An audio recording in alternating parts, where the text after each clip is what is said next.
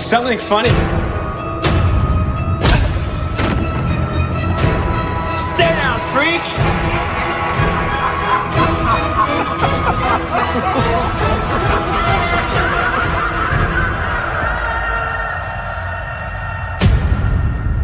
Rated R.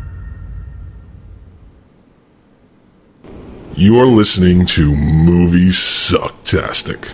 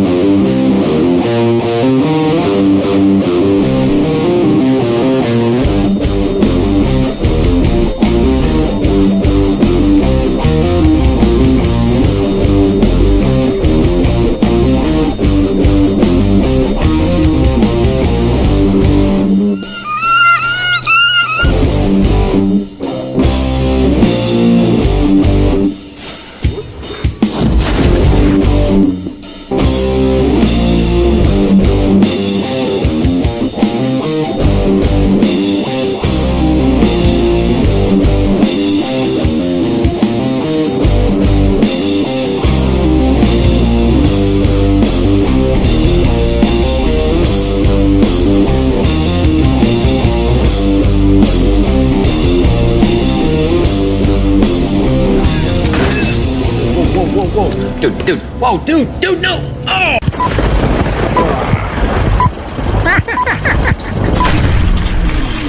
Oh!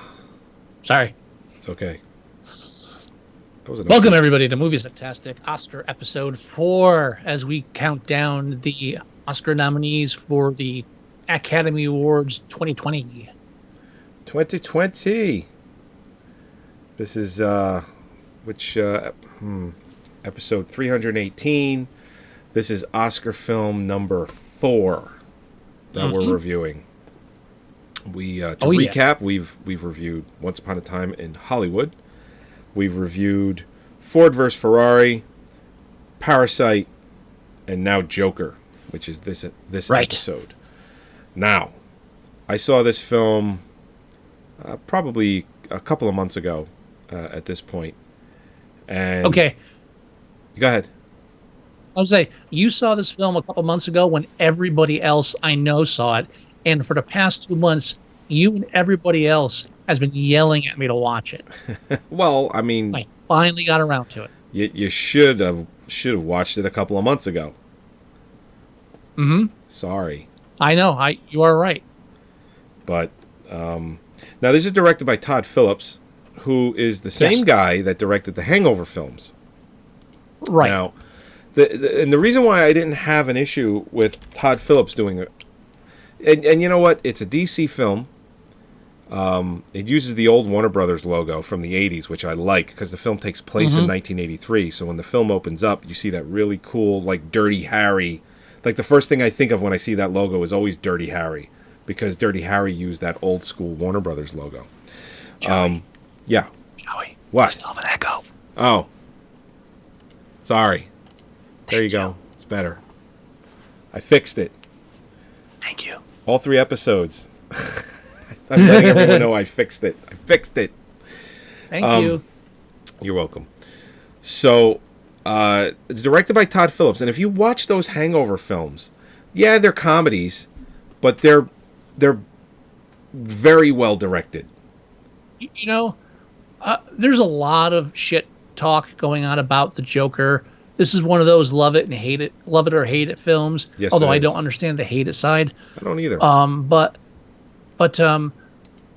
The shit that Todd Phillips got for this film and still getting for this film is based solely on 2 main points, which is, one, he directed the Hangover films and wrote 2 of them.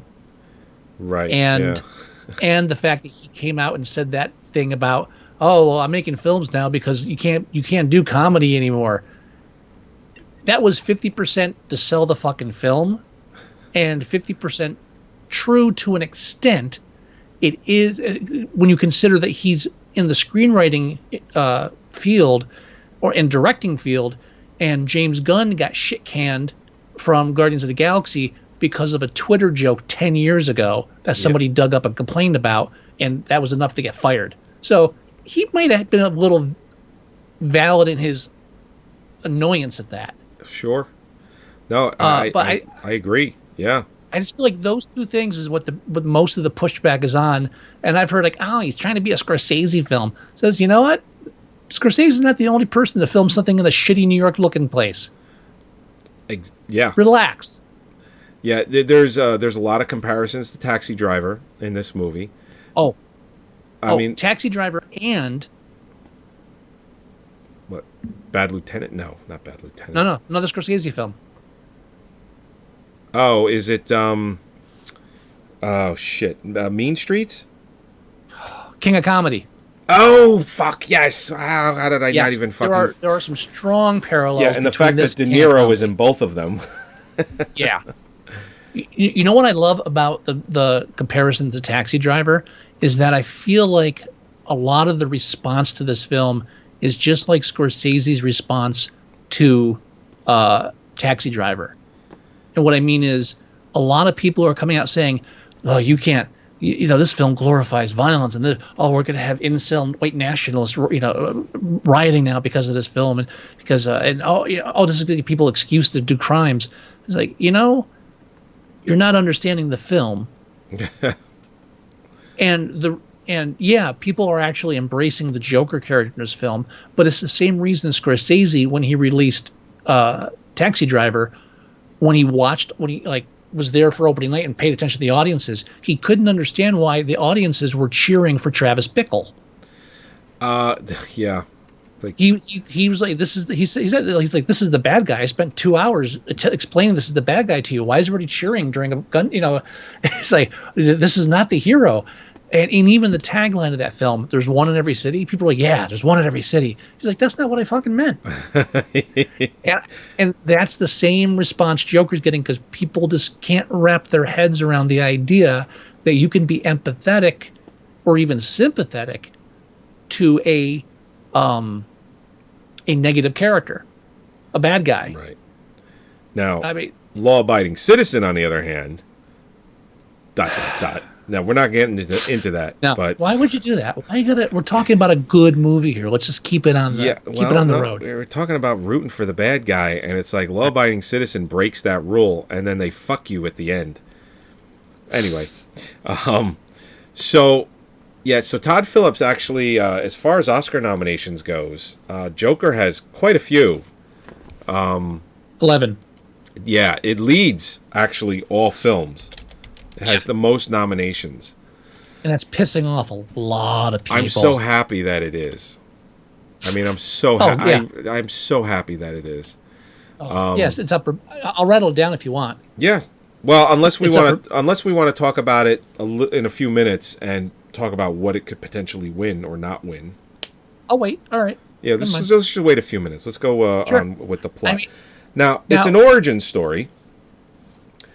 And with that, it does not. It is, even though it is a comic book film, it does not feel. I mean, it does in some respects because it is a comic book film. It's a DC movie, but it is more. It's not all superhero-y. Yeah, it is. It is not. There are parts that feel a little bit like that, but in part, the entire film is. It's a real film. It's a film that Scorsese couldn't argue about his comic book Marvel superhero film rant that he made very recently and gotten not in trouble, but he got a lot of backlash for it when he was promoting The Irishman. And again, a film like gives this, a fuck? Yeah, I know. A film like this, Scorsese would not have that argument for. I think he would admit to that because this film has real film qualities to it. Not that I'm saying that comic book films don't, but this film goes in a completely darker and different direction. It's rated R, which Todd Phillips had to fight Warner Brothers to get, and I think it's the highest grossing technically comic book film that's rated R ever. I think it made over $1 billion worldwide. I mean, like, a resounding success. There was they're saying there isn't going to be any sequels to this. They're saying that Joaquin Phoenix probably isn't going to reprise his role as Joker in any future Batman films or anything like that. Although he may, because what are they going to do? Get Jared Leto? They're not going to do that. That I Joker. didn't think Jared Leto was bad. Stop it! The fucking grill. Stop. I can't. It was an alternate version of the Joker. Everybody calm down a bit. I'm not there for. I'm sorry. I would love to see this Joker in Matt Reeves' like detective Batman films, because this Joker would fit in that because of the directing, writing style that Matt Reeves has. This Joker would be a perfect fit.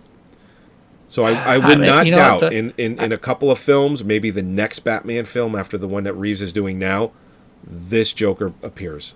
I wouldn't doubt it. I don't know which superhero film gripe I find more ridiculous. You broke up. Nobody heard anything. Fuck. As I was saying, I can't decide which superhero film complaint is less interesting. You said more ridiculous. I don't know if you wanted to fix that. You said more ridiculous. We did hear that part. I'm sorry. I didn't know how accurate you wanted to be. We did hear you say more ridiculous. I'm not sure which superhero nitpicking I find more ridiculous. Okay. You ready for this? I'm ready. The Joker's grill or Superman's mustache? People that want to complain about something are going to find something to complain about. But, I mean, what are we talking about Superman's mustache? Are we talking about before he actually became Superman in the first film?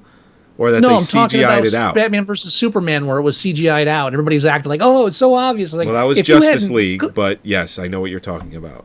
Yeah, I mean, I'm telling you, if I hadn't heard people complaining about it for a month, I never would have noticed. No, well, I'm sorry that your eyesight is that bad, because there's no fucking way. Stop. There is no fucking way you could not have noticed something was wrong with that piss poor CGI job that they did. It's like mass hysteria. It's mass hysteria. It's what it is. It's a form of group psychology. No. It's just sad. There's no fucking way. As a matter of fact, they spent like an extra $30 million to CGI out the beard.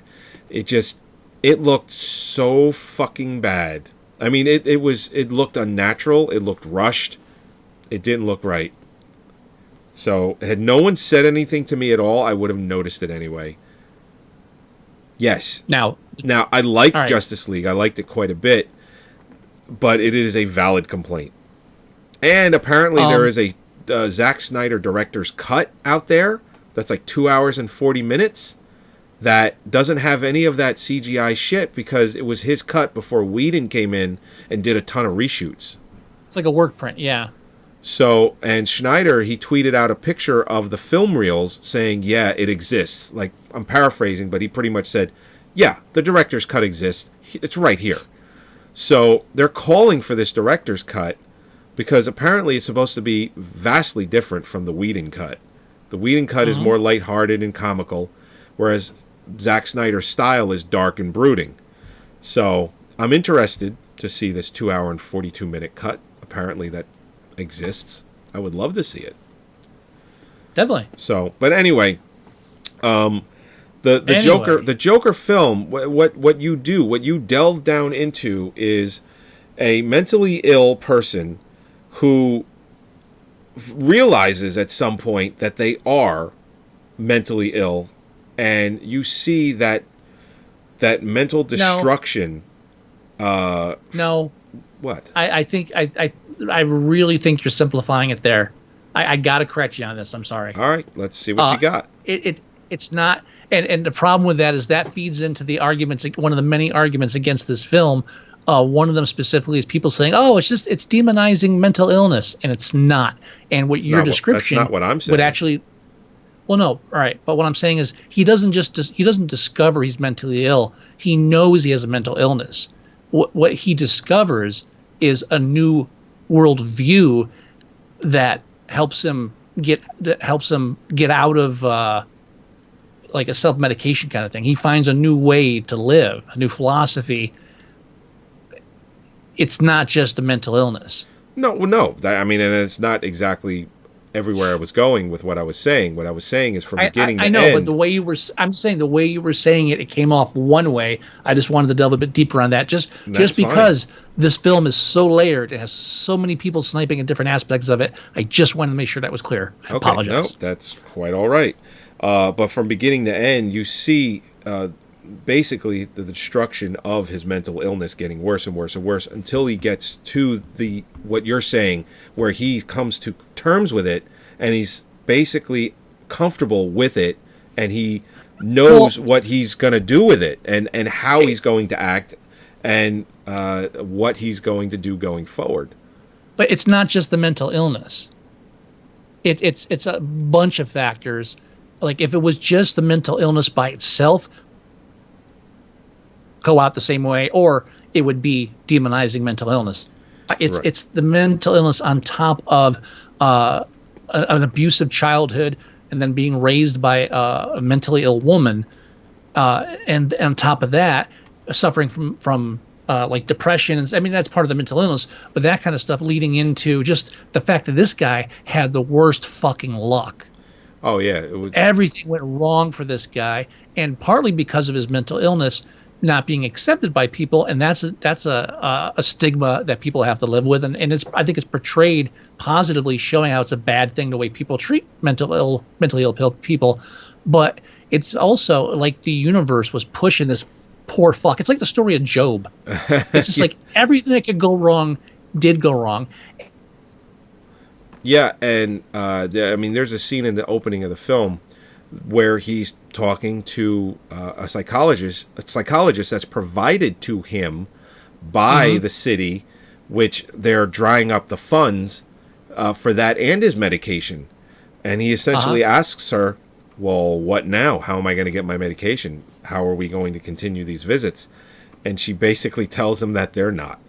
And now he has to figure out what he's going to do as far as not getting his medication, not being able to talk to someone for his issues, and because the city is, it's a shithole, and they're drying up all those funds for whatever reason, probably. And on top of having trouble dealing with people eye to eye, on top of also having trouble at work. Being not in a relationship, being awkward with people, so you can't even do that kind of thing. So that just draws you deeper into psychosis. And then when things start going more and more wrong, illness in the family, and then like finding out that your life's been built on a lie on top of that, it's just, this is the kind of thing that would erode healthy, stable people. Right. And it happens to this. And he's also, oh, go ahead. Well, I'll say, like, just how. One thing that I think is a part of his transformation, where he starts going towards the darkness, I guess you could say, if you want to label it like that, beyond the fact that he actually feels better doing the dark things.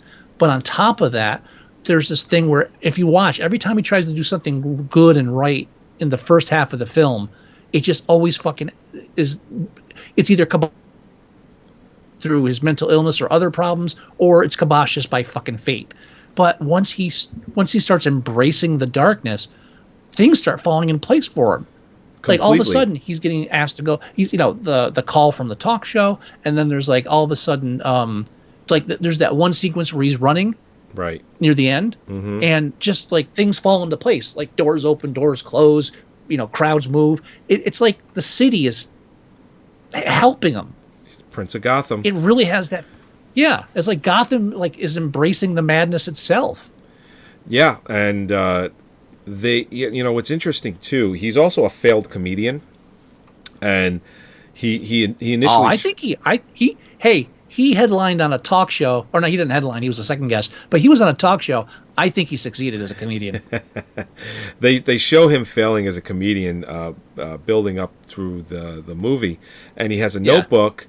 And the psychologist asks to see it, and you see him as he's flipping through pages, and you just get like glimpses of what's in there, and it like flashbacks to like Seven almost, Like there's pictures of like half naked ladies in compromising positions, and yeah. And of course, his fascination or stalking of his one neighbor in the building, which was done brilliantly, I thought. Oh, I think so. I mean, I saw it. I saw it coming. Point. I saw it coming, but I didn't mind. I wasn't 100% sure it was real until it was like just before, or that what I thought was actually happening was what I mean by real. Yeah. My guess, I wasn't 100% sure that my guess was correct, and then like just before it was revealed, it's like, oh yeah, no, I'm right. But I got so excited about halfway through, I started jumping up and down, which is weird. But I was like, Jack, I figured out why everyone hates this film, and they're all fucking wrong. And it's just the fact that that whole perfect storm I just described, this film isn't promoting, like there's a whole subplot that actually plays into everything where one of the things that Joker does is a proportion into something else, and that feeds on things that are happening to. I'm being vague on purpose because I don't want to ruin it since this is a really great film. Oh yeah. No, well, I don't know if you're saying something now, but your video's been paused for like 8 seconds. Actually, I just got a new thing that popped up talking about just how poor your connection is. Almost as like someone just signed in to watch something, or your video is all over the place, dude.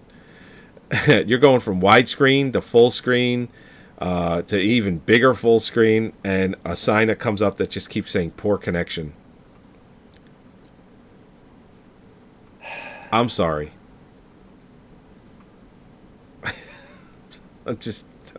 I'm just forewarning you.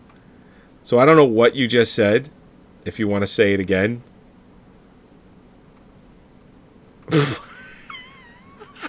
I'll start off here. Yes. One of the arguments that came out when the Joker first came out was, oh, this is going to inspire more incel mass shootings or white nationalist stuff, and this is embracing this anarchist state. You didn't hear that with the Dark Knight, which is weird. But well, the other thing that didn't seem as realistic, but and that's just one of the many things people are saying. But with the point that everybody is missing is that it's the media. Mm-hmm. Basically, this whole thing explains how Trump got elected. That's all I'm trying to say. Seriously.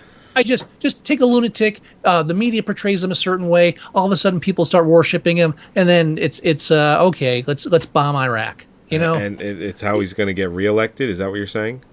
No, I'm not. Well, what I'm saying is the film is. I think we all know that's not coming. really. It's not that like one character does something that becomes a movement. That's not it. It's this movement springs up independently because of this other psychosis existing in society. It's society's madness. The media, politics, that's a form of society's madness. And that, in turn, looks to true madness for a leader. And it's kind of what happened. It's not about him starting something. It's about something starting him. Yeah. No, all valid. So let's talk about its nominations. Has quite a few of them. All right. You want me to run those down? Yeah. I got the list right here. And if you want, you can very briefly talk about what it's up against.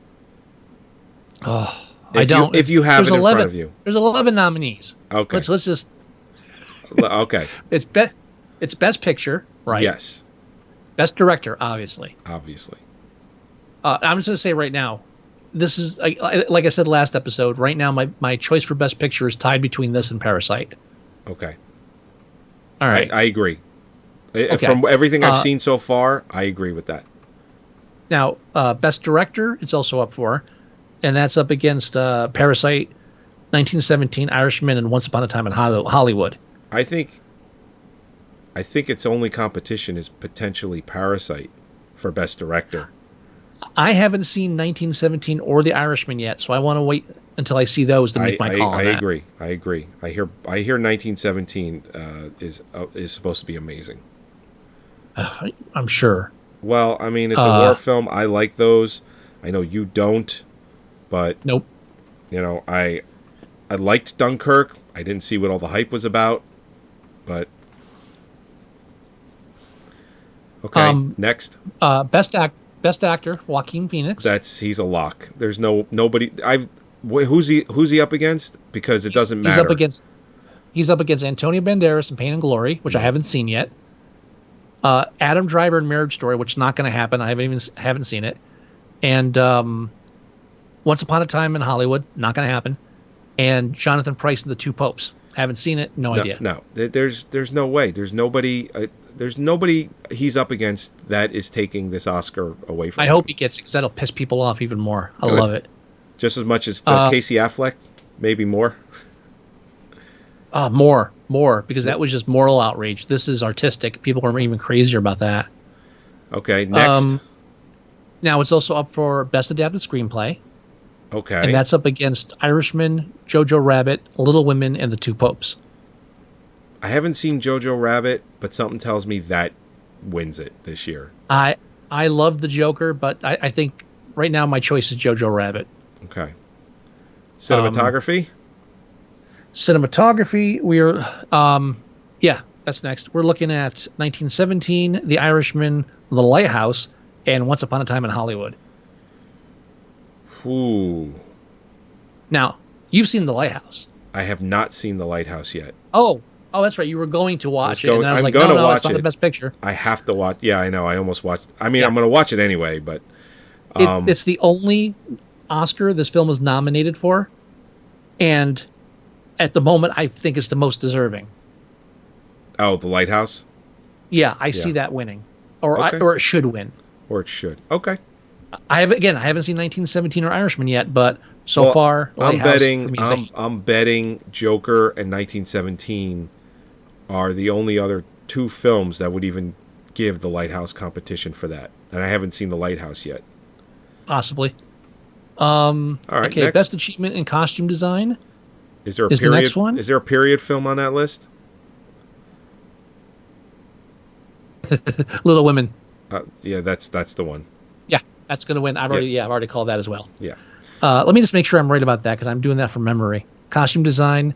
Yeah, Little Women's there. That's it. We're done. You don't have to talk about the rest of that category. I wanted to make sure I wasn't mixing up with makeup and hairstyling, which doesn't have a period piece in there. That's peculiar. Well, let me restate that. There's no Victorian era there, because that would be a hands down win. But Joker's up against Bombshell, 1917, Judy, and Maleficent. Mistress of Evil. I guess it's a sequel. It is. Okay. And it's only because Angelina Jolie has a lot of prosthetics on her face, or at least her cheeks. I don't know. Makeup and hairstyling. I don't care. Maybe this film gets it. It has quite a bit of it. I was going to make a guess. I'd say Judy, just because it has to do with Hollywood in a certain time period. True. All right, next. Next, yes, sir. Slowing down. Music, original score. Oh, okay. What else is in that one? You know what? And honestly, when I looked at that, I don't even remember the score because I was so focused on the film. I need to rewatch it again just to listen to the score more. 1917. I got to agree with you on that. Yeah. It just totally. I mean, I know there's music because my surround sounds were going crazy, but I can't even tell you what it sounded like. I was so focused on the film. I really, and that's honestly for me, that's a sign of a great soundtrack. Sure. Or a great score. Yeah. So that's up against 1917. Okay. Little Women, Marriage Story, and Star Wars. Rise of the Skywalker. You know what? I just based on those films, I think Joker gets score. Really? Yeah. Nothing else. You don't think Star Wars is a safe bet? No. I really don't. I don't think anyone gives a fuck about Star Wars anymore.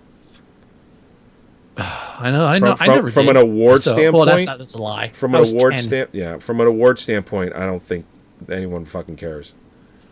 Yeah, I can see what you're saying there. And then all we got left is film editing. Okay. Which we talked about last episode as well. It's up against Ford versus Ferrari, Irishman, Jojo Rabbit, and Parasite. I think I might still go Ford versus Ferrari on that one. There's a lot of fast-moving, paced cuts, and that's always perceived, whether it is or not, hard to do. And movies like that tend to win those. Now, it's 1917 is also in the film editing? I think I said that, yeah. No. No. Okay. It's not. That's interesting, because war films usually get those kind of nominations as well. So what's left? Mixing, sound mixing, and sound editing? That's the last two. Yeah, I believe that's going to go to 1917, so that's just my guess. 1917, Ford versus Ferrari, Joker, and Once Upon a Time in Hollywood are in both of those categories. The only difference is sound mixing has Ad Astra, and sound editing has Star Wars: Rise of the Skywalker. Yeah, I'm going 1917 in both. All right, I haven't seen that yet, so I haven't either. But like I said in the last episode, there was a featurette that was specifically talking about how amazing the sound is. Yeah, I zoned out during that whole thing. I apologize. I'm deeply hurt, and you bastard. It wasn't on purpose. I was just like, great, thank you. This is who I call. This is who I call my closest friend. Everyone. I didn't say you. You froze up right now. You know what? I'm fucking happy about it.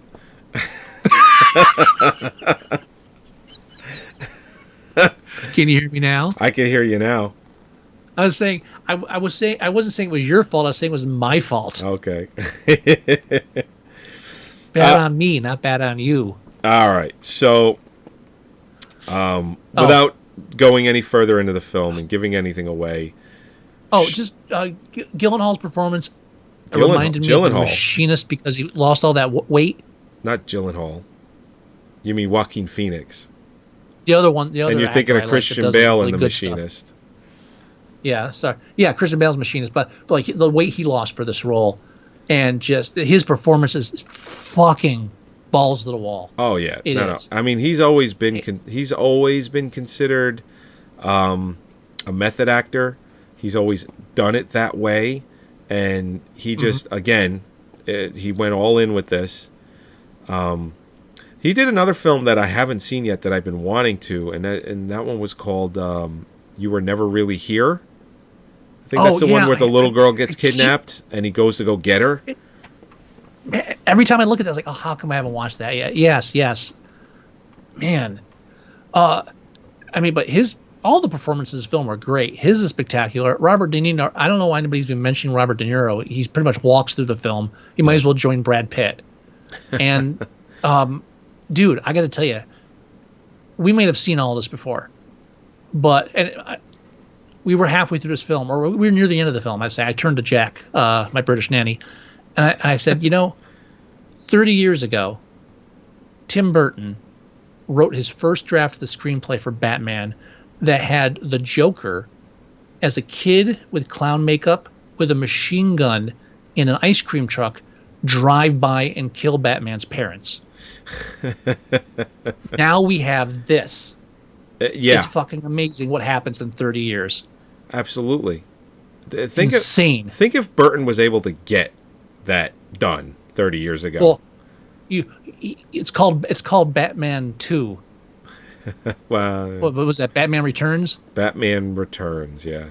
Yeah, because that's where the things he wanted to do in the first film, like have the Joker launch a Christmas tree into space. After the first one was so good, everyone's like, yeah, just do whatever the fuck you want, Tim. The Matrix effect. No, right. Yeah, but gee, how did I get on that? Well, we talked about Joaquin being amazing. Beyond that, the screenplay. This has to win best play, and you know why? Why?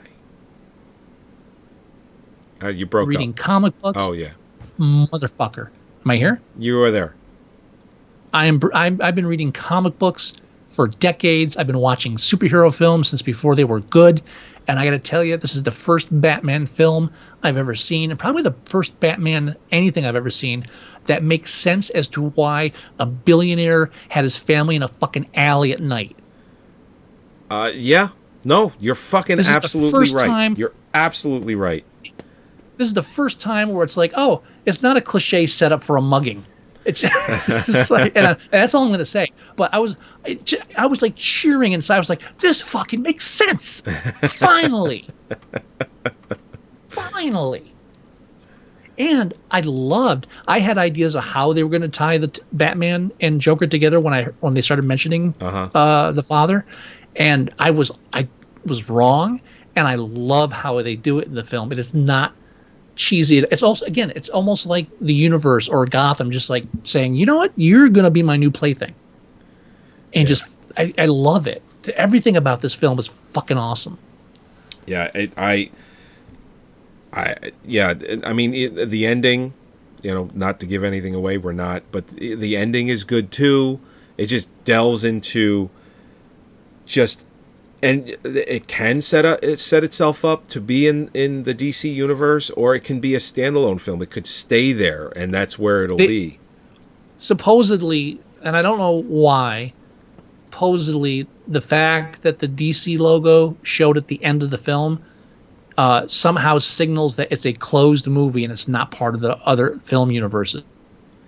I don't, maybe. I mean, I have no idea where that came from. I don't know if that's like well known, and that's the first time I've heard of it. I have no idea. Well, listen, but it made $1 billion. It made $1 billion. You can't fucking deny how successful it was. Hold on, literally, right? Literally, didn't it literally make $1 billion? It literally made $1 billion. I just want to underline that. Literally. My closest friend, everyone. Just want to let you know that. Why? What'd I do? What? I was supporting what you said. I thought you were making fun of me.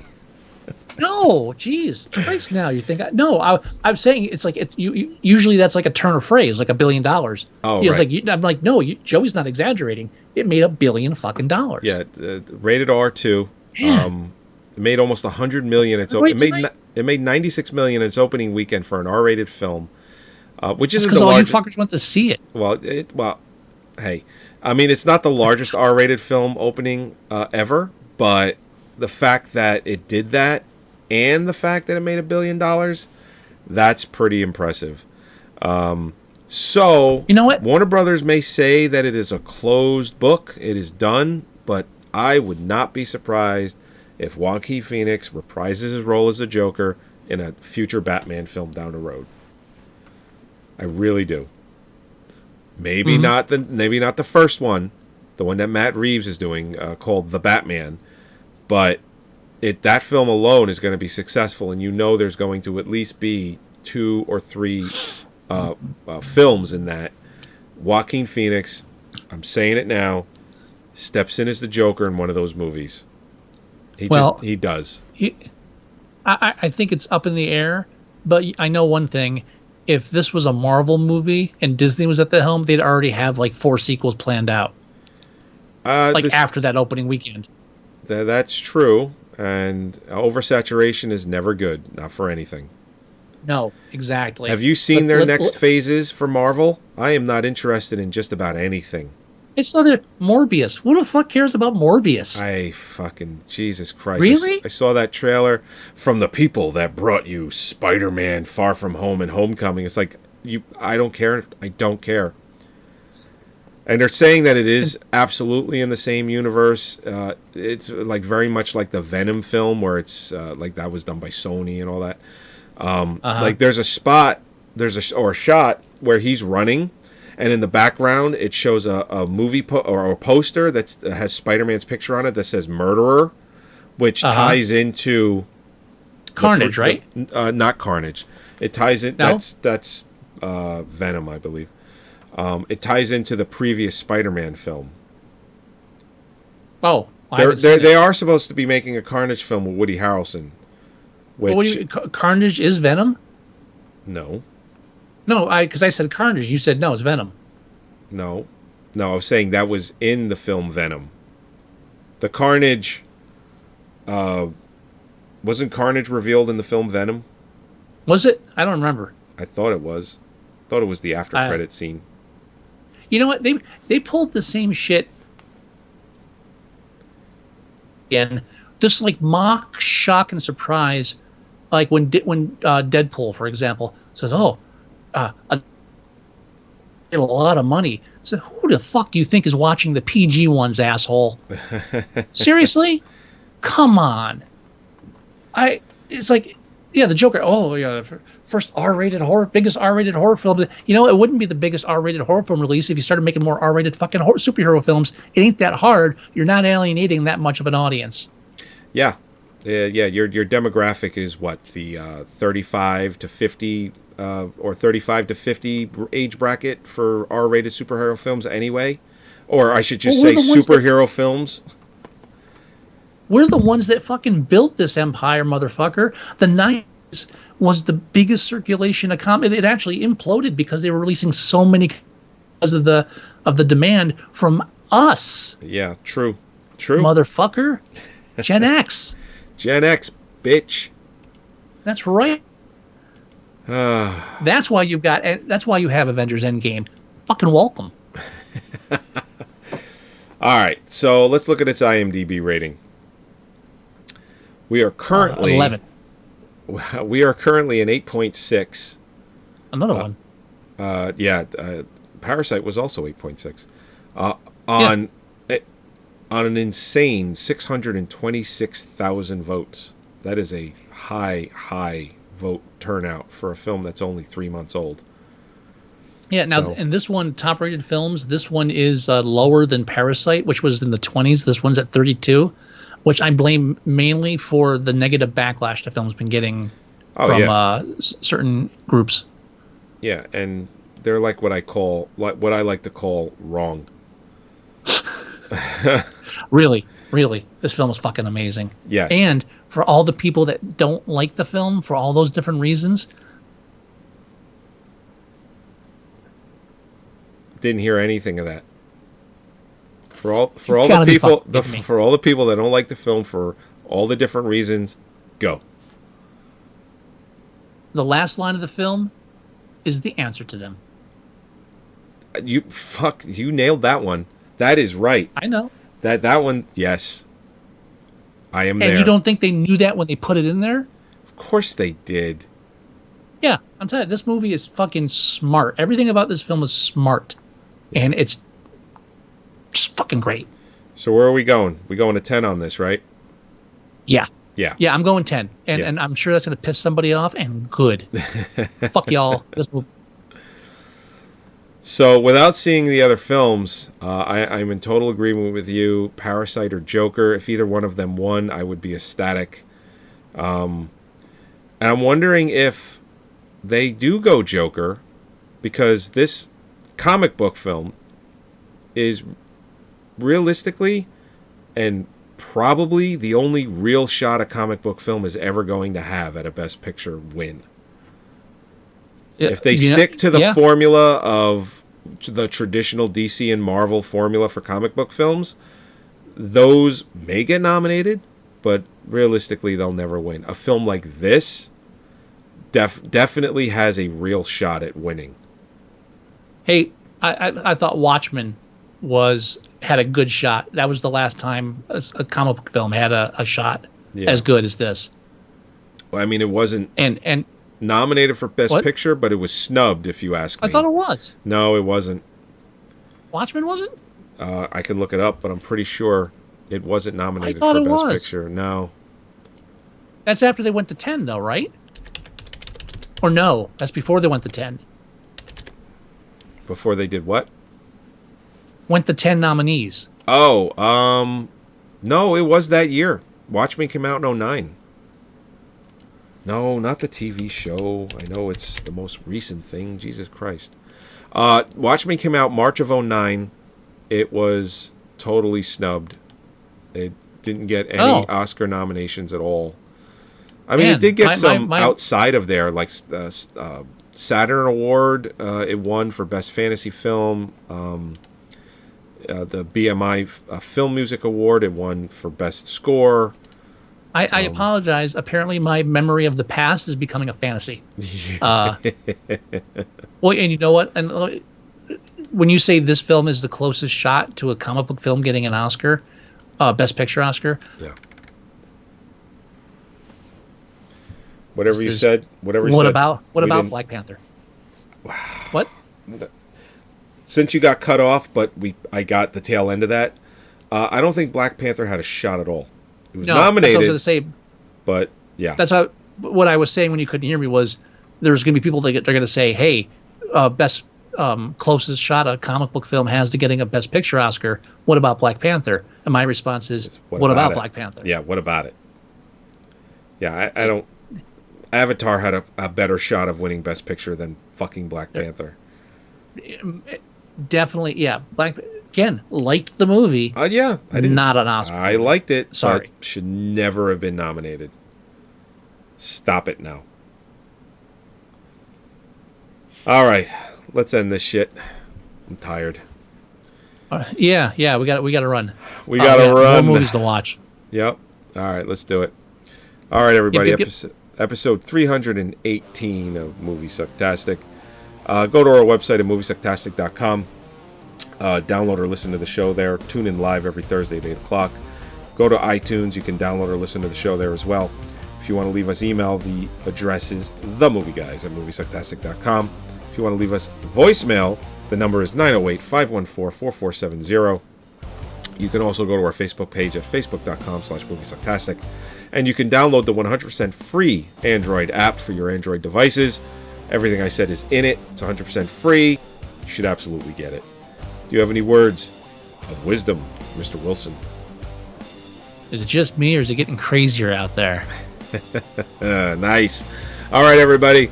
We'll talk to you next week when we will either review 2 or 3 Oscar films in a night, because what the fuck? We don't have time for this shit. 9 nominees? Dear God. Let me die. All right. We'll talk to you later. Bye-bye.